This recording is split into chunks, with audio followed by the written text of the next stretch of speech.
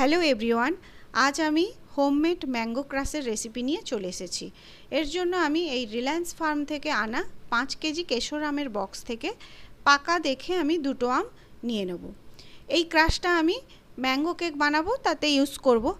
এবারে আম দুটোকে নিয়ে ভালো করে ধুয়ে তারপর আমের খোসা ছাড়িয়ে ছোট ছোট টুকরো করে কেটে নেব।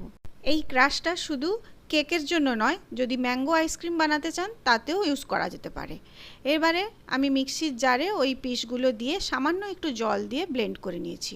এরপর ফ্রাইং প্যানে ওই পাল্পটাকে দিয়ে তার সাথে 2 চামচ চিনি দিয়ে 5 মিনিটের জন্য আমি এটা ভালো করে নাড়বো। কোনো ক্রাশ যদি বাড়িতে অ্যাভেলেবেল না থাকে তাহলে হোমমেড এইভাবে বানানো যেতেই পারে, যেমন ব্লুবেরি ক্রাশ, স্ট্রবেরি ক্রাশ, আজ করলাম ম্যাঙ্গো ক্রাশ। এইভাবে বিভিন্ন রকমের ক্রাশ ঘরে বানিয়ে নেওয়া যায়। তাহলে তৈরি হয়ে গেল কোনো রকম প্রিজারভেটিভ ছাড়াই হোমমেড ম্যাঙ্গো ক্রাশ।